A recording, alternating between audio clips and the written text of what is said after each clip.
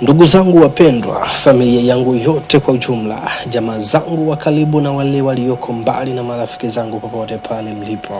Leo nimeamua kuzungumza nanyi kwa moyo wangu wote kwa sababu jambo ninalotaka kulisema ni zito sana na linawahusu kila mmoja wetu bila ubaguzi. Tafadhali kaa chini, sikiliza video hii mpaka mwisho na jaribu kuelewa kila neno kwa sababu ujumbe huu unaweza kukusaidia kujilinda au kulinda familia yako na kuokoa mali yako. Tafadhali sikiliza ujumbe huu mpaka mwisho na ushiriki katika mitandao ya kijamii WhatsApp au Insta kwa familia zako, jamaa na marafiki. Tuwe makini sana. Ndugu zangu, mambo yamebadilika sana. Zamani tulikuwa tunaishi maisha rahisi. Ukipigiwa simu ulikuwa unajua mara moja kama ni mtu unayemfahamu au la.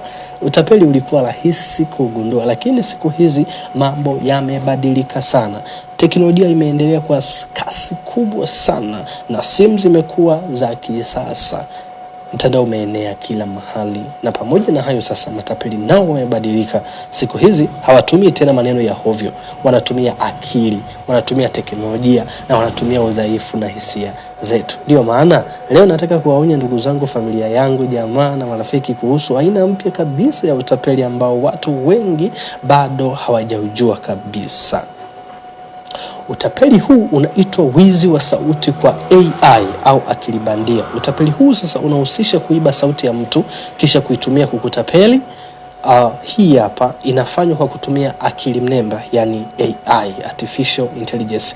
Na matapeli wanachukua sauti ya mtu kutoka voice note za WhatsApp, video za TikTok au Facebook, video za Insta, video au sauti zozote ulizowahi kutuma au kupost. Kwa sekunde chache tu teknolojia ya AI inaweza kujifunza sauti ya mtu na kuanza kuzungumza kama yeye. Sauti inafanana kabisa kwa kiasi kikubwa, na hata kama ndugu wa karibu anaweza kupigiwa kazani wewe unaongea, lakini kumbe ni AI. Fikiria hali hii ndugu yangu.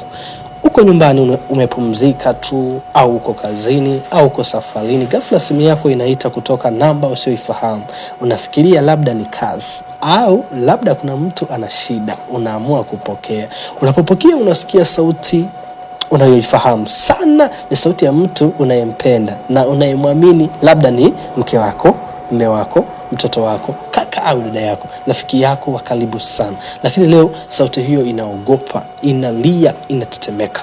Anakuambia kwa sauti ya hofu, tafadhali nisaidie, nimekamatwa, au mama nimepata ajali, niko hospitali, tafadhali fanya haraka, au kaka tafadhali usikate simu, hali ni mbaya sana. Ndugu yangu, kwa wakati huo moyo wako unakuwa mzito, unaanza kuogopa, unataka kusaidia haraka bila kufikiria. Sasa baadaye mtu mwingine anaongea. Baada ya muda mfupi mtu mwingine anaongea kwenye simu, anasema yeye ni polisi au daktari au afisa fulani.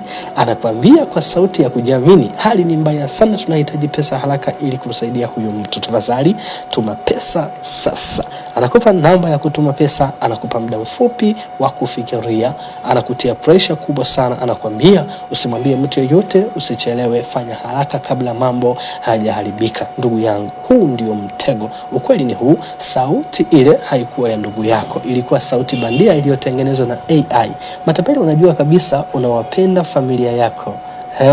Utaogopa kumpoteza unayempenda, utachanganyikiwa. Ndio maana wanakukimbiza, hawataki ufikirie, hawataki uthibitishe. Huu ni utapeli wa kisasa. Huu sio wizi wa kutumia nguvu, huu sio wizi wa bastola, ni wizi wa hisia, hofu, mapenzi ya kifamilia. Jinsi ya kujilinda sasa iko hivi. Tafadhali zingatia mambo haya muhimu sana. Usitume pesa kwa simu ya ghafla. Usiamini sauti peke yake, hata ikisikika halisi sana. Kata simu kisha mpigie mtu huyo kwa namba yake ya kawaida. Uliza swali la siri ambalo ni nyinyi wawili tu mnajua. Wasiliana na mtu mwingine wa familia kudhibitisha. Kumbuka, haraka si silaha ya matapeli, utulivu ni kinga yako. Iko hivi ndugu zangu, familia yangu, jamaa na marafiki, naomba sana shiriki ujumbe huu, tuma kwenye makundi ya familia, waonye wazazi, watoto na marafiki. Leo inaweza kumtokea mtu mwingine, kesho inaweza kukutokea wewe. Tuwe makini, tuelimishane, tujilinde. Asante sana kwa kunisikiliza hadi mwisho. Mimi ni Nuhu Godfrey, na kama leo umeona ujumbe huu una msaada, tafadhali like, comment na share. God bless you. Yani Mungu akubariki na asante.